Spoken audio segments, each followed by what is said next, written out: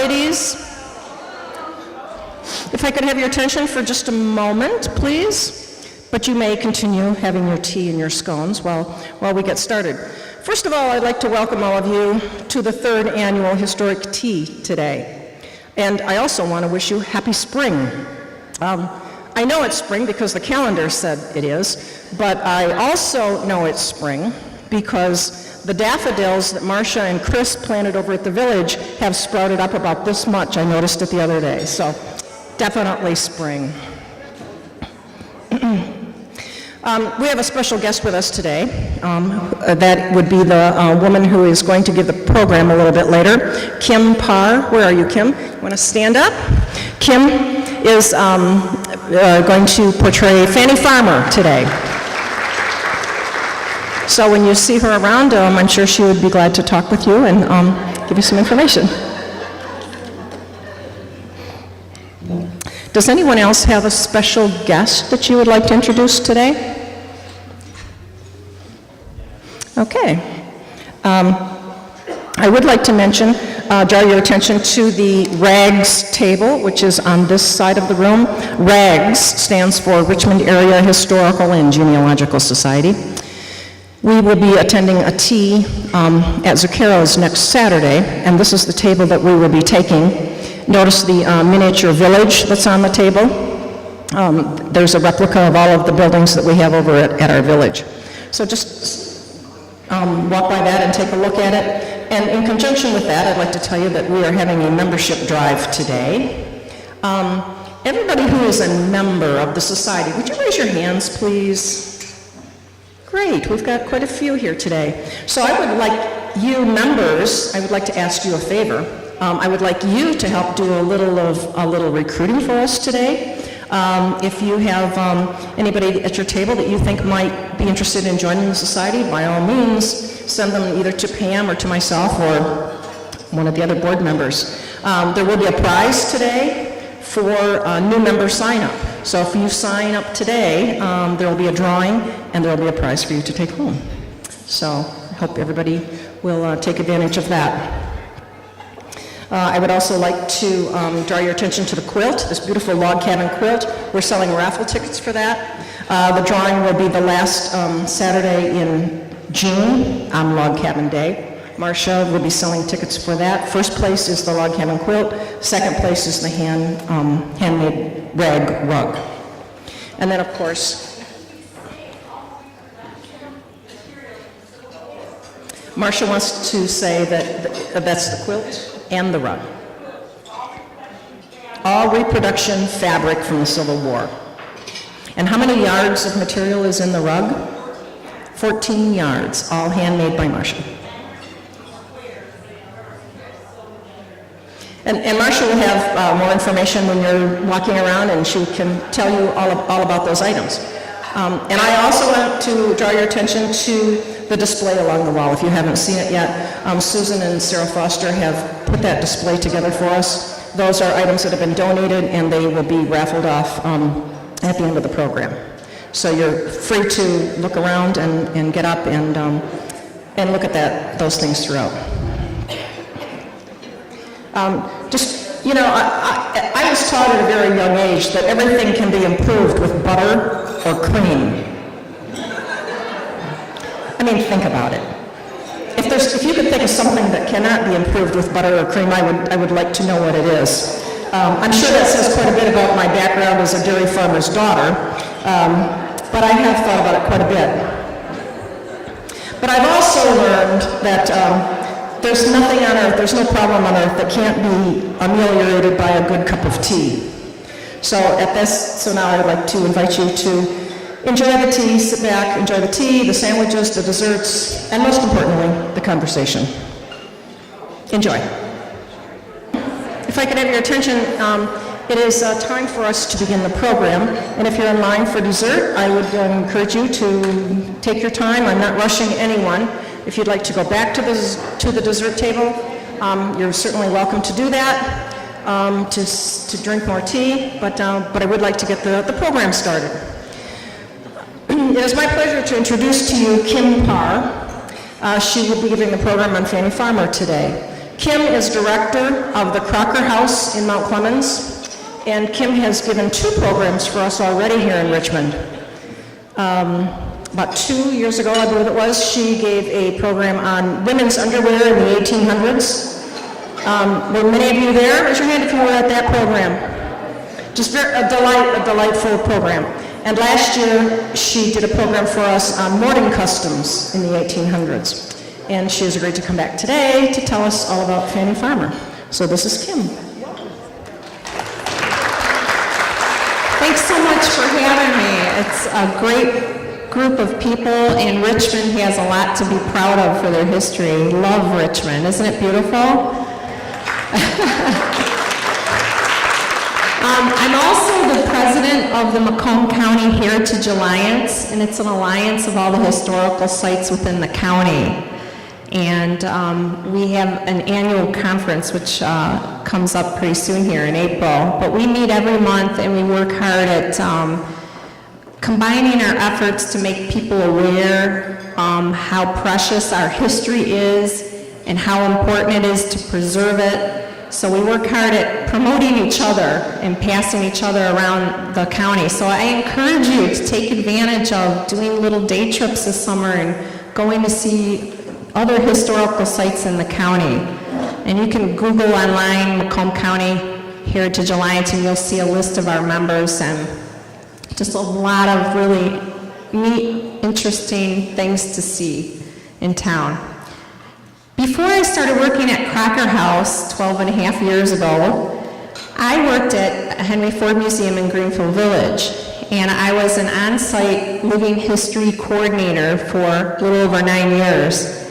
And so every day I wore period clothing, but I worked in different eras, and I specialized in historical cooking. And I actually even taught cooking, whether it was on a hearth at Daggett Farm, 1750s, or at Firestone Farm, 1880s, or Edison's grandparents' home at the turn of the century. So I did 1860s. I did a big span of history. So really, and I spent many, many hours at the Burton Center downtown researching historical recipes. And what was really fun was working with the chefs at the Eagle Tavern and showing them recipes that we were going to focus on, and then they would figure out how to make those for the masses so that when people came into the Firestone Farm or Daggett Farm or wherever, maybe we're cooking a certain thing, they can go try it out at the Taste of History restaurant. So I spent a lot of time researching cookbooks, historical cookbooks. So this is one of the reasons why I'm so interested in Fanny Farmer, because you know, you would look at the cookbooks, but then you find out about the person and the era that this cookbook came out from. So actually cookbooks tell a lot more of a story than just the recipes, if you really look at it. And this story about Fanny Farmer is more than just about cooking. It's about someone who persevered over great obstacles, who found a purpose in her life when a lot of people wouldn't in her situation. And she was really good about being aware in her era what was now available to her that was not available to her mother or grandmother, and taking advantage of those resources and really knowing how to use them. She was really a good business-minded woman, actually. So this is Fanny Farmer here. That's what she looked like. What you don't see is that she's sitting, you know, she is sitting down, and I'll tell you why. You see her on the hammock there? That's Fanny. Her mother is sitting in the rocking chair, and those are 2 of her sisters. She actually had 3 sisters, and the little boy is Dexter, her nephew. That's his mother, Cora, above him. And Fanny never had children, never married, but she was very, very close to Dexter. So, in fact, he inherited about everything from her. Now, she did not come from a lot of money. She was raised at Rutland Square in the south end of Boston in like a row type of housing. And in the 1900 census, we show that she's living with all of her sisters, her parents, her sister Cora's husband, and their child. They all lived in the same house, and they even took on 2 boarders who were teachers. So that brought in extra income for the family. So it's kind of, you know, no wonder she got an interest in cooking. Someone had to cook, right? All these people living in that house. But her father was a printer, and he really was a person who believed in educating his daughters. He really wanted Fanny to go on because he saw that she was a bright child. And unfortunately, before she graduated, while she was in high school, she contracted polio. And she had a paralyzing stroke that left her half paralyzed for 10 years. So mind you, it always affected her health after, but you can imagine how devastating that would be for someone looking forward to a future and then being housebound while her sisters are going off and getting married and having lives. This wasn't possible for her. So I want to build you a picture of Fanny's world. When she was born in 1857, this is what the wharf looked like in Boston. Look at those ships. Really gives you an idea. She was really exposed to a lot of things while she grew up in Boston because it was Boston. Now, about the time she contracted polio, this is what happened in Boston. You probably heard of the Great Fire in Chicago. Hugely, hugely devastating. The problem with fires back then were they just kind of went from one building to the next and devastated huge sections of town. And this happened about around the same time that she had contracted polio. So you can imagine just having the devastation of the polio and then this going on in town. It probably was so depressing. This gives you an idea. This is where she grew up. See the row houses there? So she grew up right here. And while she was at home, you know, here she is a teenager, what can she do? Well, she did not just lay back to die. She became very interested in cooking. And when I think about the psychology of it, it probably was because she was determined not to be dependent upon everyone. Instead, she's becoming the cook for the family, so it's almost like they're now dependent on her, right? So in a way, it's like her giving back to the family. She's not going to be made to feel like a complete invalid. So her parents really encouraged this cooking. It took her a while. Mind you, she got a little bit better, but by the time she was 31 years old, her parents were able to send her to cooking school. She was physically able to do it, plus, mind you, there were certain things in her environment that would allow her an easier passage to school. There's now streetcars. So you got to build this picture of what her world was like. So the world is really greatly changing. So by 1888, the world is much different than the year, you know, she was born.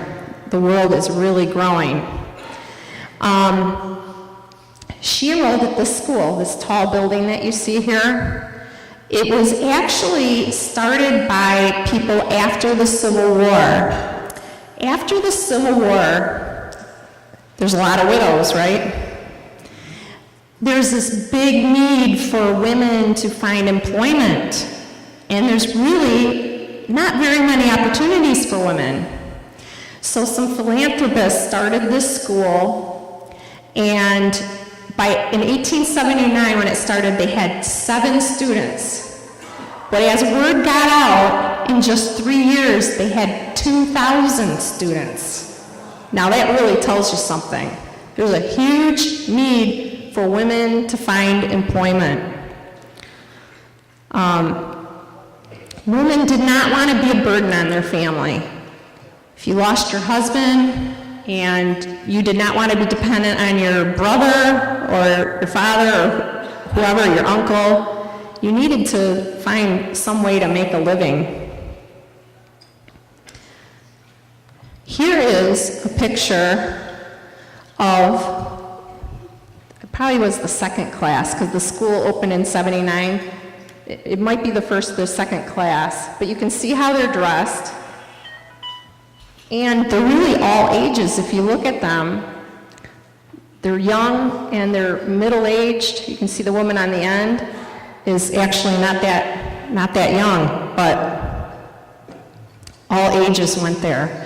Here's another picture of the school. Mind you, Fanny started in '88, and this would have been in the time that she was there. Does it kind of remind you of Downton Abbey in the kitchen? Kind of. And there is Fanny. She's seated, I apologize, not the best picture, but she's seated in the front. Because she has polio, she's usually seated. And she usually had, whenever she did lecturing, she'd make it look like she'd always have a table in front of her so that people couldn't notice right off that she was handicapped. So she made it not look like she was sitting, make sure that the table was up high enough. Go to the next slide here. My computer's being slow. There we go. Now, Fanny really got into her studies. In fact, she even took a class at Harvard Medical School because the end of cooking for the sick was very, very important too. In fact, if you buy any old cookbooks, they'll usually have a section in old cookbooks with recipes for the sick. And some of them are really interesting, like jellied chicken jelly, and really, I did a program once on it.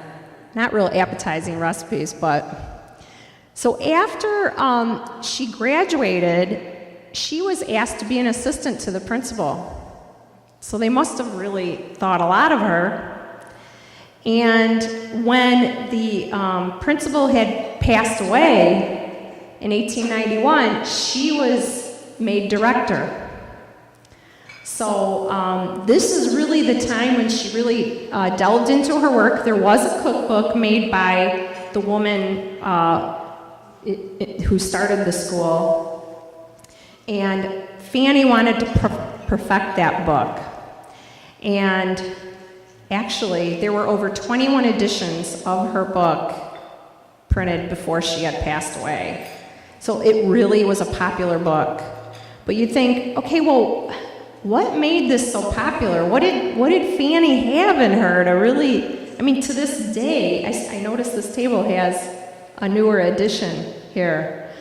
What makes her name stick around? What makes this book stick around for over 100 years? It's amazing. What's that? It's big? It's a big book. Now, Fanny, she wasn't well-traveled. She really wasn't a sophisticated woman, you know. She really didn't know much outside of her world of Boston. But what was it? If you look at her original cookbook that came out in 1896, you look at the recipes and she'll have these funny names for things like heart's egg pudding for Valentine's Day, and then she used a lot of French names, Gâteau de Princesse Louis, and you know what she got? She understood, and probably because of living with her family and taking on renters, she understood that food was not just food, it was entertainment, right? And she got that. Now, when she came out with this book, I lost my cursor here. Here it is. When she came out with this book, these were just being manufactured, a standard measurement. This was my grandma's, and I think it looks like the one that she has in the picture I've shown you. And so if you look at an older cookbook, this one I used to use a lot at Firestone Farm because it's from the 1880s, and it's a Ohio cookbook, so it fit right in with Harvey Firestone's birth home. And when you look at recipes, it'll say like, use a dessert spoon of sugar or salt, use a quart. You won't see that in Fanny's cookbook now, because it's all now a standardized measurement. A company started manufacturing these, and she put that in her cookbook. So that kind of made recipes a little more dependable to turn out the same way every time. If you're using a cup of flour, always use the same cup. If you use a teacup versus a coffee cup, you know what I mean? It's a bigger gauge. And so actually when I worked at Firestone Farm or Daggett Farm, the earlier eras, that's what you did. You just made sure you used the same cup. And it does work out, but this was more precise. So, let me go. Here's Boston. Here's a street scene. She is, even though she's, not traveled, in Boston, she's really being exposed by a lot of different kinds of people, a lot of types of things. You saw the harbor with the ships. They're bringing in all kinds of stuff from all over the world. So she really is not blind to what's going on. So she really had an eye for what was available to her at the time. And this is some of the statistics in Boston in 1896 when the cookbook came out. Over 448,000 residents. Over 8,500 were colored. Over 158,000 were foreign-born, half of which were Irish, 5,000 Italian, and over 20,000 Jewish. So she's exposed to all the types of foods that they're cooking because of restaurants and different things that are now more popular at the turn of the century.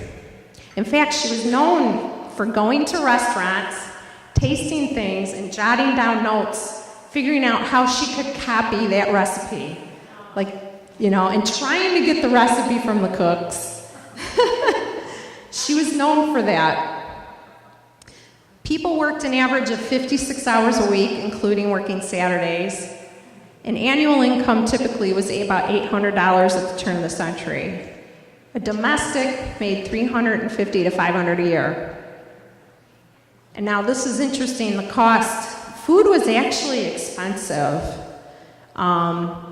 Butter and eggs cost about 25 cents a pound. The value of a dollar was about 25 times more than what it is today. So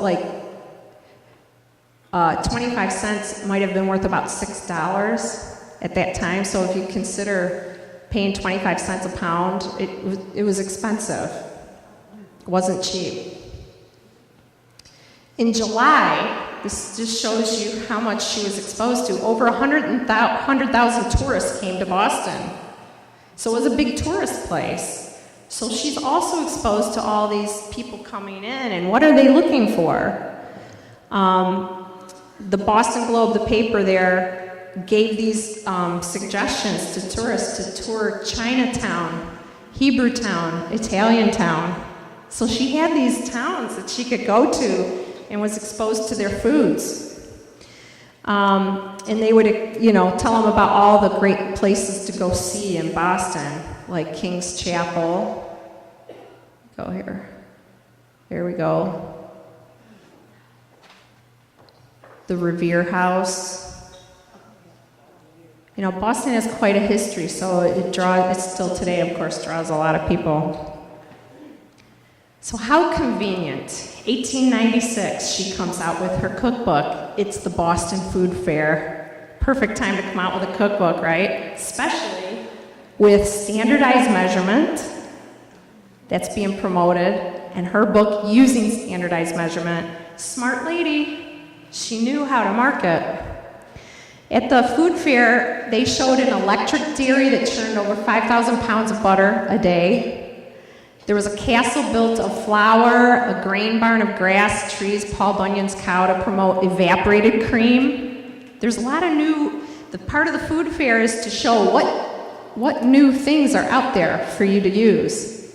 There were over 200 vendors for wheat, cereals, gelatins, extracts, ice cream, candy, custard, shredded fish, preserved fruits, olives, baking powder, and even dried meats. Just a little interesting tidbit. I was sitting with a woman here from Germany, and I used to live in Germany. And just to show you the difference in some of the cooking things, when I lived there, I wanted to make zucchini bread, which is very, very, very American. You tell a German you're going to make zucchini bread, they're like, what? And then they taste it and they don't believe you that it's zucchini, and then they want you to make it in front of them. But the one ingredient we use a lot is baking powder. I went to the grocery store. I looked in the dictionary, right? They call it backpulver, but backpulver is also baking soda. I was looking for baking soda, excuse me. But I'm like, baking soda is not baking powder. And you go to the grocery stores, they're like, we don't know what you're talking about. And I ran into an older woman. I'm looking for this stuff, and I'm like, you gotta help me. I'm looking for this stuff, I can speak it in German. And she goes, oh, what you want is Hirschhornsalz. Have you heard of that? Hirschhornsalz. Deer horn salt.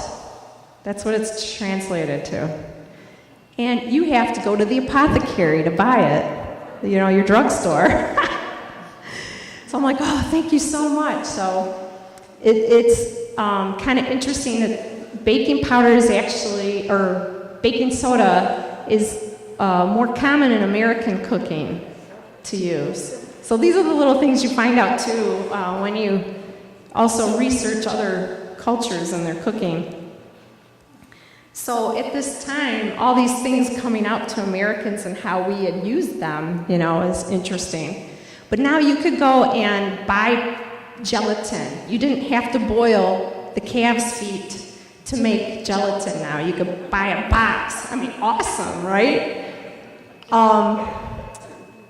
It was originally made from swim bladders from sturgeon.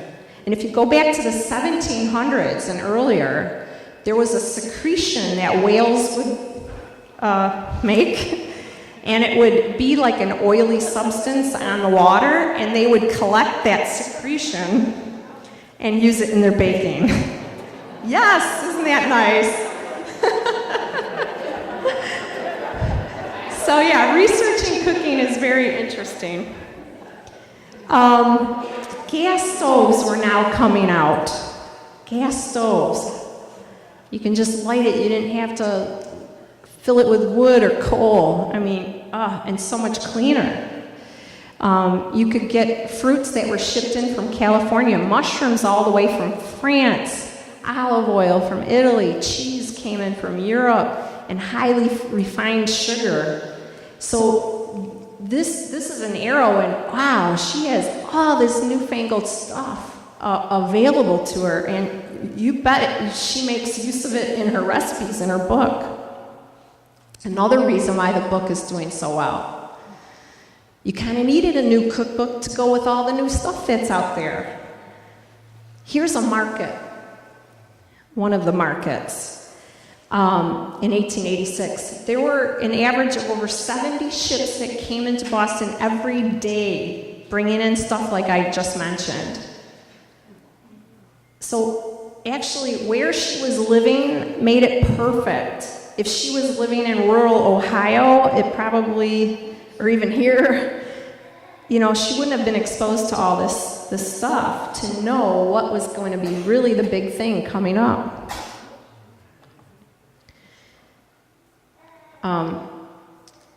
Now, because you have all these new things, dining became more of an experience. So in Victorian dining, to really dine, you had several courses. This is a real Victorian dining experience, and you can find it in her cookbook. And mind you, the version you have is different than the 1896, because, it was altered and altered. So oysters were like fast food. in the Victorian era because you just cleaned them and shucked them and ate them raw. So oysters, especially in harbor towns like Boston, oysters were a big thing. You could go to oyster houses and it was like snack time, And so oysters became very, very popular food. Oysters are now being canned, so us people in Michigan can even enjoy them. But oysters, and then a clear soup, then maybe like fried rissoles, or maybe a bisque, then a fish course, then a venison or a meat course, a poultry, then a vegetable. These came out separately. And a frozen punch was like a sorbet. Desserts followed by a jelly course. The gelatins were really popular. Pretty molds were very popular in the Victorian era. And then you'd have coffee, cheese and crackers, liqueurs. And then sometimes people would even have a fruit and nut course with maybe some sugar plums, dried ginger, some bonbons and demitasse. Whoa, I'm full. Thinking about it, right? I think the closest experience we can get to this fine dining would be like going to the Grand Hotel. Anybody been there? Dining there is a treat, let me tell you. It's wonderful. In fact, just a little secret, I'm part of the staff that puts on the Titanic event every year at the Grand Hotel.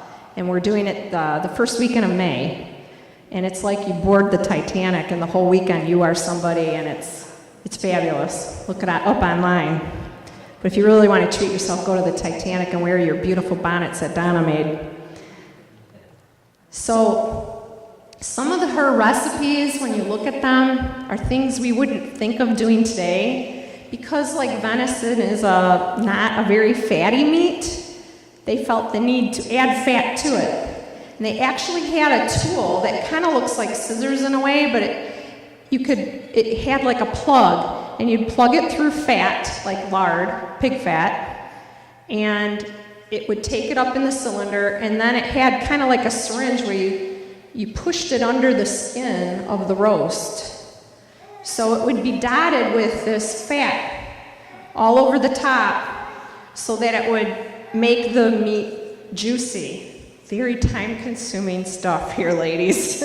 We couldn't even imagine taking the time to do this today. But some of her recipes, when you look at them today, according to our taste today, and that's why, again, there's so many new additions, our tastes change. We're exposed to new things. And, how many of you were eating hummus 10 to 20 years ago? Right? Didn't even know what hummus was. Now it's like everybody's eating it. Get it at the grocery store. So kiwi wasn't shipped until the 1960s.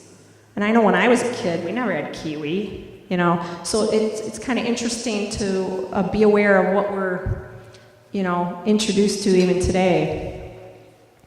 Canton sorbet was popular. A ginger flavored jellies were popular. The red color, it's interesting to know where colors come from. Cochineal is a beetle, from the west. It's a little red beetle bug, and that's what the British redcoats were made out of. Making a dye out of it, and they actually use it in food. I hear they still do. So if you see cochineal on anything, you know what's in it. Lipsticks, Cakes were rather plain. Cakes weren't really a big thing until the French were the ones to really introduce us into these beautiful, magnificent cakes. I highly, highly suggest that you read this book and watch this. How many of you watch America's Test Kitchen? Country Cooks. Fabulous, right? With Chris Kimball. Chris Kimball wrote this book. It's called Fanny's Last Supper. He moved into a house close to where Fanny grew up, into a row house like hers. And he actually went ahead and put in an old Victorian stove, kind of brought the house back to where it came from. And his interest in cooking, he wanted to cook on wood. That was his thing. And he, when he bought the house, there was Fanny's, the book from the cooking school, the original book from the cooking school. Mrs. Lincoln wrote it. Not our President Lincoln, a different one. Anyway, and he thought, wow, I want to cook these recipes, but I might as well cook it for a party. But I need the right stove. I need the right dishes. I need to make the whole atmosphere like it would have been in Fanny's day. So this book tells about the experience. It's not boring at all. It's very, very interesting. And he came out with a film showing how they cooked this dinner. And I mean, some of it is gross. They're cooking down calves' heads and things. But it is really a fun film.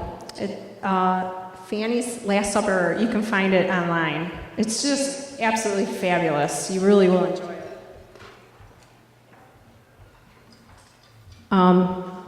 So here's Fanny with my teacup, or my measuring cup. This was my grandma's. It looks just like it, doesn't it?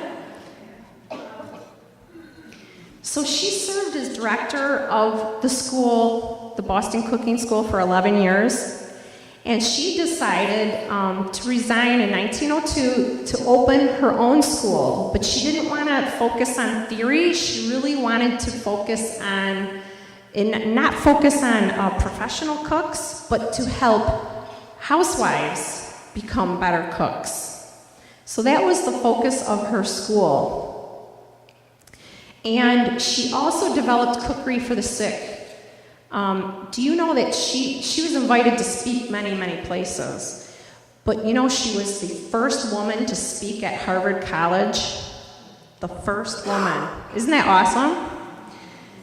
So she helped women become, better cooks. That was her goal. Let me see. She also wrote a news column for Women's Home Companion, so that really spread her name out across the world. And this school, when she left, she opened up at a different location. Unfortunately, I couldn't find a picture of it. But this one just became part of Simmons College. As far as I know, it's still there. Let's see. Go to the next one. So when you think about her life, sadly, she passed away in 1915. She's 57 years old, not that old. But if you think about how she started with,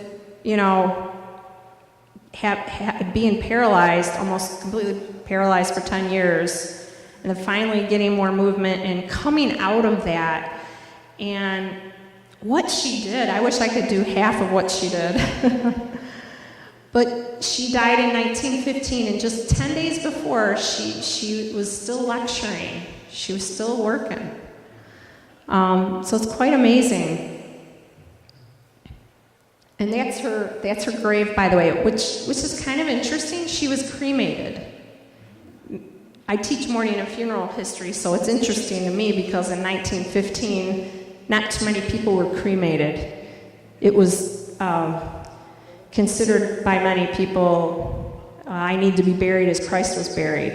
I mean, it took a long time for people to accept that cremation was okay, and it was usually like German freethinkers and philosophers and people, very educated people that didn't want to litter the earth kind of thing. So it kind of shows you her mentality too, that she was very forward thinking to be cremated at 1915.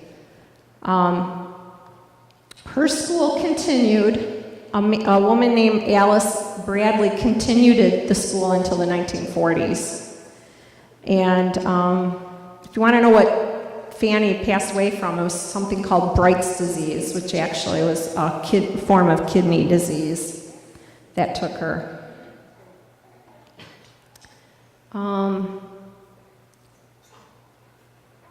The school was sold in 44, and Fanny's sister Cora, the one who had the boy Dexter, she's the one that took the cookbook and updated it and updated it and updated it. So she's kind of, her sister is the one that carried the cookbook on.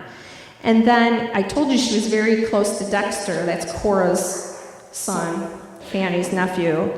And he actually was involved as well. Up until the 1960s, they sold over 4 million cookbooks. Now, if you get that book by Chris Kimball, I found one mistake in the book. He says that this is the home of Fanny Farmer. He said that she went to build this house, but I found something that her nephew's son wrote, Dexter Perkins, it's actually his stepson.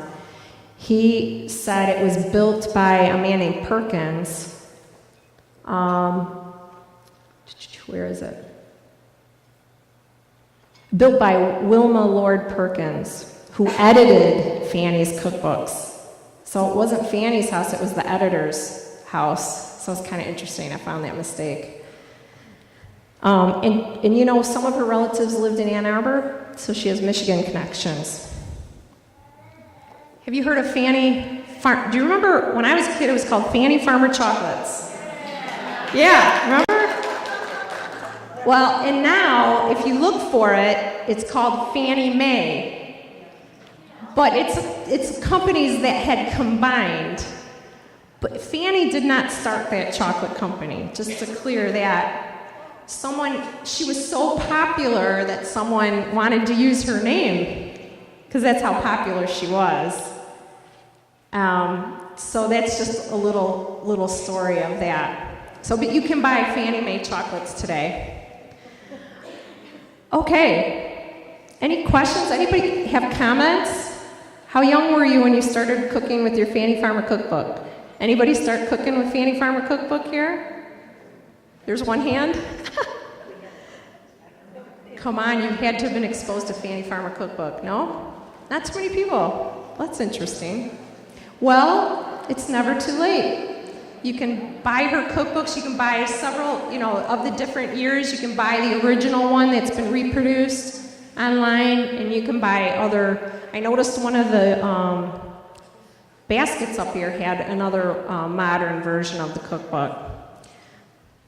Any questions or comments? Well, everyone, yes. What kind of education did she have? Nothing more than where she could finish high school. She didn't even, I don't think she even completely finished high school because of her stroke and getting polio. And yep, she went to cooking school for 1 year, and they hired her as assistant to the principal. I mean, yeah. So she was just a smart woman. I don't have any, it's too bad she didn't keep a diary or something. I'm guessing because she was at home so much, I bet you she did a lot of reading, because what could she do? Cooking and reading. So, thank you for having me today. It was a pleasure. Thank you.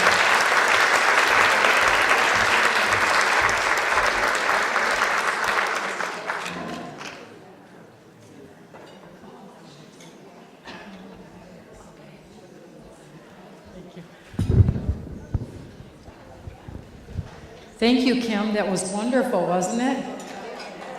All those things we didn't know about Fanny Farmer, and all this time we thought it was just chocolate. Who knew? Before we get to the auction table, I think we would like to choose. We had 4 people that became members of the Richmond Area Historical and Genealogical Society today. And we have a drawing for those people. Is there anyone who would like to join who hasn't? Because we can still bring you on board. The more the merrier. We have a great time. You would love being part of us if you're not already. So, Christine, would you like to draw a name for us? 4 names in a hat.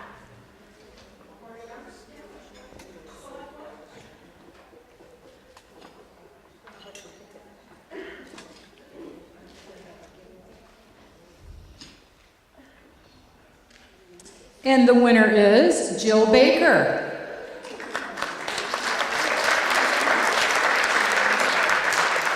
Raise your hand, Jill, so Diane, there you are. Okay. I remember Jill. Hi, Jill.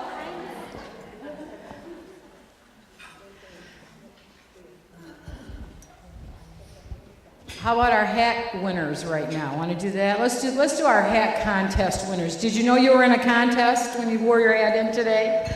We chose 5 areas for our hats.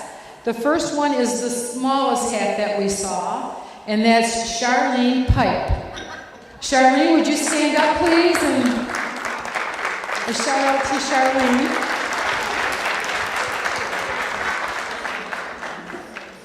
I should say smallest hat on an adult.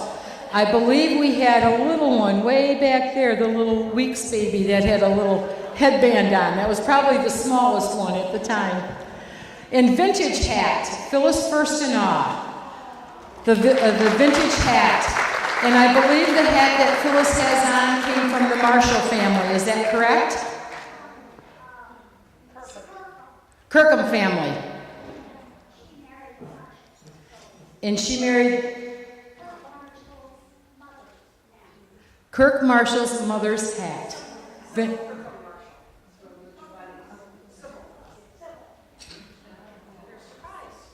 Congratulations, Phyllis.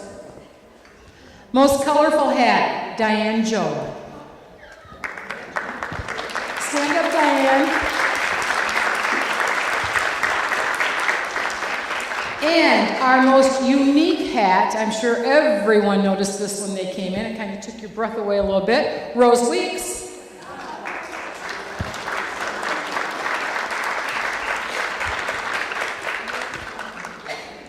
Stand up, Rose. I'm sure everyone has seen that hat. Thank you, Rose. And our fluffiest hat, Sandy Lenzer. Where's Sandy?